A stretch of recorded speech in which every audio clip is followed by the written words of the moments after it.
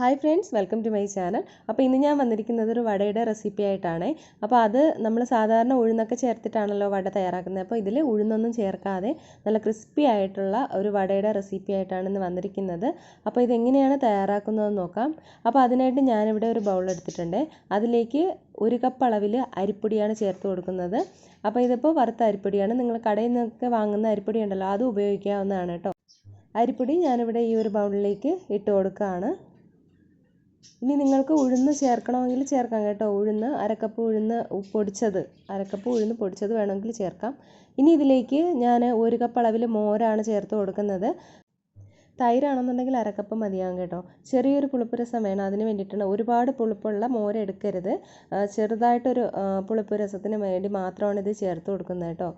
കുറച്ചൊന്ന് സോഫ്റ്റായിട്ട് കിട്ടാനും അരിപ്പൊടി മാത്രം വെച്ചിട്ടാണ് തയ്യാറാക്കിയെടുക്കുന്നത്. അപ്പോൾ നല്ല ക്രിസ്പി ആയിട്ടിരിക്കും. അപ്പോൾ ഇത് നമ്മൾ 1 കപ്പ് അളവിൽ മോര് ഇതിലേക്ക് ചേർത്തൊന്ന് കുഴച്ചെടുക്കാം. 1 കപ്പ് അളവിൽ അരിപ്പൊടിക്ക് 1 കപ്പ് അളവിൽ മോര് തന്നെ ചേർത്ത് കൊടുക്കാം കേട്ടോ. ഇനിയും നമുക്ക് ഇതിലേക്ക് വെള്ളം ചേർക്കേണ്ടി വരും. അപ്പോൾ അതൊക്കെ ഓരോരുത്തർ എടുക്കുന്ന മാവിൻ്റെ അളവിൽ വ്യത്യാസം വരും. അപ്പോൾ അതനുസരിച്ച് വേണം വെള്ളം ചേർത്ത് കൊടുക്കാനായിട്ട്. ഞാൻ ഈ 1 കപ്പിൽ തന്നെ വീണ്ടും 1 കപ്പ് വെള്ളം കൂടി ഇതിലേക്ക് ചേർത്ത് കൊടുക്കുന്നുണ്ട്. എല്ലാം കൂടി ചേർത്ത് നന്നായിട്ട് തന്നെ ഒന്ന് മിക്സ് ചെയ്ത് അത് നല്ല ദോശമാവിൻ്റെ ഒരു പരുവത്തിലൊന്ന് ലൂസാക്കി എടുക്കണം. ഒട്ടും തന്നെ കട്ടയില്ലാതെ കുഴച്ചെടുക്കാനായിട്ട് പ്രത്യേകം ശ്രദ്ധിക്കണം കേട്ടോ. അപ്പോൾ ഞാനിതിവിടെ കുഴച്ചെടുത്തിട്ടുണ്ട്. അപ്പോൾ ഇത് കുറച്ചുകൂടെ ഒന്ന് തിക്കായിട്ടാണ് ഇരിക്കുന്നത്. നമ്മളിതിലേക്ക് കുറച്ച് ഉപ്പ് ചേർത്ത് കൊടുക്കണം. ഇതിലേക്ക് ആവശ്യത്തിനുള്ള ഉപ്പ് ചേർത്ത് കൊടുക്കാം. ഉപ്പ് ചേർത്ത് കൊടുത്തതിന് ശേഷം വീണ്ടും ഇതൊന്ന് മിക്സ് ചെയ്ത് കൊടുക്കുക. അപ്പോൾ കണ്ടില്ലേ, നല്ല കട്ടിയാണ്. അപ്പോൾ കുറച്ചുകൂടെ വെള്ളം ചേർത്ത് കൊടുക്കുന്നുണ്ട്.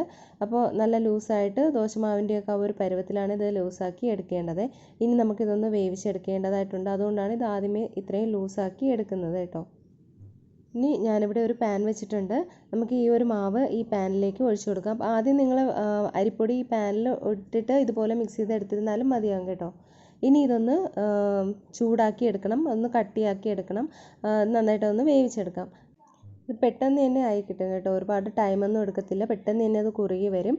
ആദ്യം ഒരു ഹൈ ഫ്ലെയിമിലും പിന്നെ മീഡിയം ഫ്ലെയിമിലും ഇട്ടിട്ട് വേണം ഇതൊന്ന് വേവിച്ചെടുക്കാനായിട്ട്. നന്നായിട്ട് മാവൊന്ന് വെന്ത് വരണം. അപ്പോൾ ഇതിപ്പോൾ ഏകദേശം ഒന്ന് ചെറുതായിട്ടൊന്ന് കുറുകി വന്നിട്ടുണ്ട്. ഈ ഒരു ടൈമിൽ നിങ്ങൾക്ക് ഗ്യാസിൻ്റെ ഫ്ലെയിം സിമ്മിൽ വെച്ചിട്ട് നിങ്ങൾക്ക് ഇതിലേക്ക് ബാക്കിയുള്ള ചേരുവകൾ വേണമെങ്കിൽ ഈ ഒരു ടൈമിൽ ചേർക്കാവുന്നതാണ്.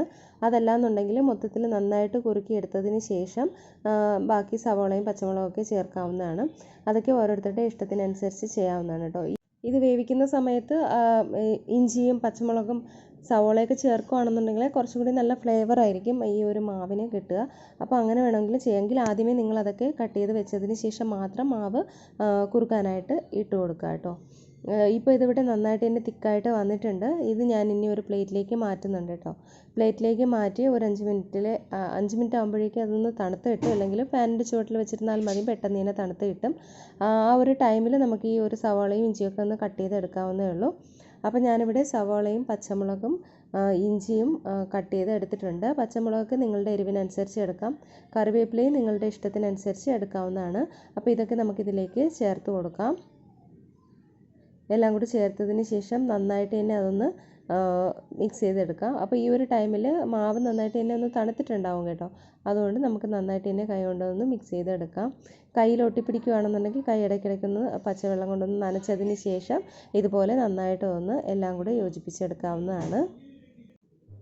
അപ്പോൾ ഇനി ഞാൻ ഇതിലേക്ക് ഒരല്പം കുരുമുളക് പൊടി കൂടി ചേർക്കുന്നുണ്ട്. താല്പര്യം ഉണ്ടെങ്കിൽ മാത്രം ചേർത്താൽ മതി. നമ്മൾ സാധാരണ ചില വടകളൊക്കെ കഴിക്കുമ്പോൾ കുരുമുളക് കിട്ടാറുണ്ടല്ലോ, കടിക്കാനായിട്ട് കിട്ടും. അപ്പോൾ ഒന്നുകിൽ ചതച്ച് ചേർക്കുക, അല്ലെങ്കിൽ പൊടി ചേർക്കുക. ഇനി ഇത് ഇല്ലെങ്കിലും കുഴപ്പമൊന്നുമില്ല. അപ്പോൾ ഞാനിവിടെ കുറച്ച് കറിവേപ്പില ഇതിലേക്കൊന്ന് മുറിച്ച് ചേർക്കുകയാണ്. മുറിച്ച് ചേർക്കുമ്പോൾ കുറച്ചും കൂടെ നല്ല ഫ്ലേവർ കിട്ടും, അതിന് വേണ്ടിയിട്ടാണ് കേട്ടോ. അപ്പോൾ ഇതിവിടെ നന്നായിട്ട് തന്നെ ഒന്ന് മിക്സ് ചെയ്ത് എടുത്തിട്ടുണ്ട്. മാവ് ഇവിടെ റെഡി ആയിട്ടുണ്ട്. ഇനി നമുക്കിത് വട റെഡിയാക്കി തുടങ്ങാം. ഈ ഒരു തിക്നെസ് വേണമെങ്കിൽ നന്നായിട്ട് തന്നെ നമുക്ക് ഇതിൻ്റെ ഒരു ഷേപ്പൊക്കെ റെഡിയാക്കി എടുക്കാൻ പറ്റും.